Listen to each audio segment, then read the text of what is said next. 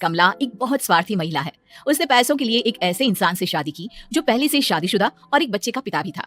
कमला के पति को मरे हुए एक अरसा बीत गया है। अब वो अपने सौतेले बेटे वैभव के साथ रहती है। वैभव के दिल में अपनी माँ को लेकर इतना डर है कि वो अपनी माँ के सामने एक शब्द नहीं बोल पाता।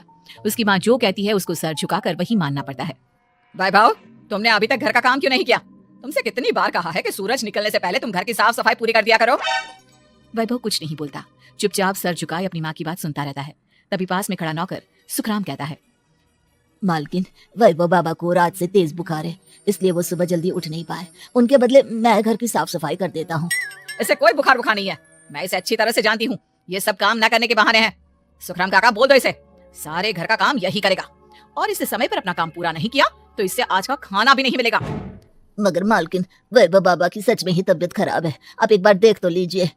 कमला बिना कुछ बोले वहां से चली गई और बेचारा वैभव तेज बुखार में भी काम करता रहा।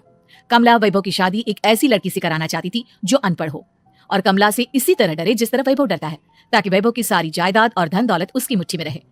लेकिन आज के जमाने में ऐसी लड़की मिलना मुश्किल है। कमला कार में यही सब कुछ सोचती जा रही थी कि तभी रास्ते में, अरे ड्राइवर, तुमने कार क्यों रोक दी? और ये इतना शोर कैसा? मैडम, आगे कुछ बंजारों का खेल चल रहा है, इसलिए भीड़ लगी है। मैं अभी भीड़ को साइड में करवाकर कार निकालता हूँ। ड्राइवर भीड़ को साइड करके कार निकालने की कोशिश करने लगा कि तभी कमला की नजर रस्सी पर चल रही एक फुलवा नाम की बंजारन पर पड़ी। क्यों ना मैं इस बंजारन की शादी वैभव से करा दूं? ये तो अनपढ़ लग रही है, मेरे पैरों तले दबकर भी रहेगी। मुझे अभी इसके माँ बाप से बात करनी होगी। ये सोचकर कमला ने उन बंजारों से बात की और उन्हें शाम को अपने घर बुलाया। फुलवा के माता पिता वहां उसे लेकर आ गए। उन्होंने इतना आलीशान घर पहले कभी नहीं देखा था। अच्छा हुआ आप लोग आ गए। देखिए, मुझे घुमा फिरा कर बात करने की आदत नहीं है, इसलिए सीधे सीधे मुद्दे पर आती हूँ। मुझे आपकी बेटी बहुत पसंद है। मैं अपने इकलौते बेटे की शादी आपकी बेटी फुलवा से कराना चाहती हूँ। इसके बदले में आप जो चाहो वो ले सकती हैं। तभी फुलवा की माँ कहती है, ये क्या कह रही है मैम साहब? कहीं आप हमारी गरीबी का मजाक तो नहीं उड़ा रही ना? आप मेरे बेटे से मिल लो। अगर आपको मेरा बेटा पसंद आता है तो मैं कल से ही शादी की तैयारी शुरू कर दूंगी। सुखराम, वैभव को लेकर आओ। फुलवा अपनी माँ के कान में फुसफुसाती है, माँ, कहीं इस मेम साहब का छोरा पागल तो ना है? फुलवा अपनी माँ से बात कर रही होती है कि वैभव वहां आता है। फुलवा उसे देखती ही रह जाती है और उसके माता पिता उसकी शादी तय कर देते हैं। शादी वाले दिन किसी को फुलवा और वैभव की बेमेल विवाह की बात समझ में नहीं आती। फिर भी एक औरत कमला से पूछ ही लेती है, कमला जी, आपने अपने इकलौते बेटे की शादी देहाती गवार से क्यों करा दी? ये बंजारन आपके घर की बहू बनने लायक तो नहीं है। कम से कम अपने स्टेटस का ही ख्याल कर लिया होता। बहू तो अपने टक्कर की लाती, आपने तो बंजारन को ही बहू बना लिया। अब कमला को समझ में नहीं आ रहा था कि इस बात का क्या जवाब दे। वो कुछ देर चुप रही और सोच समझ कर कहती है, बहन जी, आपको तो पता है आजकल के बच्चे किसी की बात कहाँ सुनते हैं। मैं तो अपनी बहू एक पढ़ी लिखी और अपनी सोसाइटी की ही ढूंढ रही थी। लेकिन मेरे बेटे ने मेरे सामने इस बंजारन को लाकर खड़ा कर दिया। बोला कि मैं शादी करूंगा तो इसी से। अब भला मैं क्या करती, मुझे अपने बेटे के सामने झुकना ही पड़ा। कमला की ये बातें सुखराम भी सुन रहा था। उसने ये सारी बातें वैभव को जाकर बता दी। काका, मैं तो फुलवा को जानता भी नहीं, फिर माँ मेरे बारे में झूठ क्यों कह रही है? अरे बेटा, तुम कितने भोले हो, तुम्हें कुछ भी नहीं पता। तुम्हारे पिता अपनी सारी संपत्ति तुम्हारे नाम करके गए हैं। तुम्हारी माँ नहीं चाहती कि यह संपत्ति तुम्हें मिले, इसलिए उन्होंने तुम्हारी अनपढ़ लड़की से शादी करवाई, ताकि तुम्हारी तरह वो भी अपने हक के लिए आवाज ना उठा सके। सुखराम काका, मैं क्या करूँ, आप ही बताओ। माँ के सामने आते ही मेरे हाथ पैर कांपने लगते हैं। मैं माँ को कुछ भी नहीं कह पाता। वे दोनों बात कर ही रहे थे कि अचानक कमला वहां गई। कमला को देखकर दोनों घबरा गए। तुम दोनों फिर कभी बातें कर लेना, अभी फेरों का समय हो गया है, चलो जल्दी आओ। इस तरह फुलवा और वैभव की शादी हो गई। अगले दिन कमला ने फुलवा को बुलाया और उसे नसीहत देने लगी। देख बंजारन, तुझे मैंने अपनी बहू बना तो लिया है, लेकिन तुझे इस घर में आँख कान मुंह बंद करके रहना होगा। घर का काम कर और अपने पति से मतलब रख, समझी? कमला का ऐसा रवैया फुलवा को बिल्कुल समझ में नहीं आया। उसने वैभव से इस बारे में बात की। सुनिए ना, माँ जी ने जिस तरह मुझसे बात की मुझे अच्छा नहीं लगा। शादी से पहले तो वो मुझसे बहुत अच्छे से बात कर रही थी, लेकिन शादी के बाद उन्हें क्या हो गया? तुम ज्यादा मत सोचो, जैसा माँ कहती है वैसा ही करो। ये कहकर वैभव वहां से चला गया। अगले दिन वैभव को घर के नौकरों की तरह काम करता देख फुलवा को बहुत हैरानी हुई। फुलवा ने इस बारे में सुखराम काका से बात की तो सुखराम काका ने फुलवा को सारी बात बता दी। अब फुलवा को समझ में आ गया कि उसकी सास ने एक बंजारन को बहू क्यों बनाया। एक दिन वैभव घर का काम कर रहा था, तभी उससे कांच की प्लेट टूट गई। किसने गिराई ये कांच की प्लेट? वैभव को वहां खड़ा देख कमला ने छड़ी से उसे मारना शुरू कर दिया।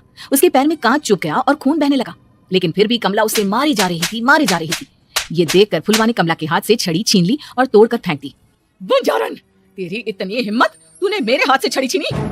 कमला फुलवा को थप्पड़ मारने ही वाली थी कि फुलवा उसका हाथ पकड़ लेती है। ओ सस माँ, मैंने मॉम की गुड़िया ना समझ लियो। बंजारन हो बंजारन, एक का जवाब पत्थर से देना जानती हूँ। आज के बाद मेरे या वैभव जी के ऊपर हाथ उठाने की सोचियो भी ना, समझी ससुर माँ। ये कहकर फुलवा वैभव को लेकर वहां से चली गई। उसने वैभव के पैर पर पट्टी बांधी, उसके आंसू पोंछे। वैभव ने पहली बार किसी के दिल में अपने लिए इतना प्यार महसूस किया। अब फुलवा वैभव का हर काम में हाथ बटाती, उसका बहुत ख्याल रखती। इस तरह दोनों बहुत ज्यादा नजदीक आ गए। वहीं दूसरी ओर कमला सारी जायदाद अपने नाम करने की साजिश करने लगी। और एक दिन वैभव, वैभव, जल्दी बाहर आओ। कमला की आवाज सुनकर वैभव और फुलवा अपने कमरे से बाहर आ गए। जी माँ, आपने बुलाया? ये ले, इन कागजों पर साइन कर दे। वैभव कागजों पर साइन करने ही वाला था कि फुलवा वैभव के हाथ से पेन छीनकर कहती है, ना वैभव जी, आप इस पर हस्ताक्षर नहीं करेंगे। आओ बंजारन, मैं तुझसे बात नहीं कर रही। ये बात मेरे और मेरे बेटे के बीच की है। चुपचाप पेन दे दे, नहीं तो तेरी खाल उधेड़ लूंगी। ससुर माँ, बंजारन की खाल इतनी भी ढीली ना होवे कि कोई भी उधेड़ लेवे। जो यकीन ना आता हो तो देख ले उतार के। और हाँ, बंजारन जरूर हूँ पर अनपढ़ ना हूँ। मन ने भी पता है कि किसी भी कागज पर साइन करने से पहले उसे अच्छी तरह पढ़ लेवे हैं। पेन देती है या नहीं? ये कहकर कमला फुलवा को मारने आई तो फुलवा ने कमला को धक्का दे दिया और वो नीचे गिर गई। कमला डरकर वहां से भाग गई। अब फुलवा ने वो कागज उठाए और वैभव के साथ सीधा वकील के पास चली गई।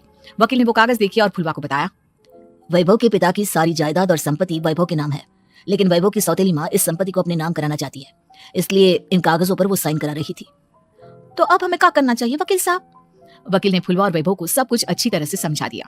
अब दोनों घर पर पुलिस को लेकर पहुंचे। कमला पुलिस को देखकर घबरा गई। पुलिस ने कहा, आपके नाम की कंप्लेंट हुई है, आपको हमारे साथ थाने चलना होगा। कंप्लेंट? कैसे कंप्लेंट? आप अपने सौतेले बेटे पर बहुत अत्याचार करती हो, धोखे से सारी जायदाद अपने नाम करा रही थी। अब नहीं इंस्पेक्टर साहब, जरूर ये मेरी बहू की कोई साजिश है, इसने गलत कंप्लेंट की है। मैडम, शिकायत आपकी बहू ने नहीं बल्कि आपके बेटे वैभव ने की है। कमला वैभव का नाम सुनकर दंग रह गई। जिस बेटे ने कभी उसके सामने सर नहीं उठाया था, आज वही बेटा उसके सामने पुलिस को ले आया है। वैभव, तुम्हारी इतनी हिम्मत कि तुम पुलिस को ले आए?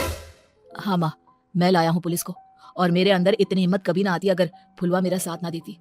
आपने बंजारन बहू को लाकर अपने ही पैर पर कुल्हाड़ी मारी है माँ। मैडम, आपकी बात खत्म हो गई हो तो चलो हमारे साथ। वैभव, मुझे माफ कर दो, मुझे थाने मत भेजो। हाँ, आज के बाद मैं तुम्हें कभी नहीं मारूंगी, तुम्हें कभी परेशान नहीं करूंगी, मुझे माफ कर दो। वैभव अपनी कंप्लेंट वापस ले लेता है और पुलिस वहां से चली जाती है। वैभव अपनी सौतेली माँ से कहता है, मैंने पुलिस को वापस तो भेज दिया है, लेकिन मैं आपको माफ नहीं कर सकता।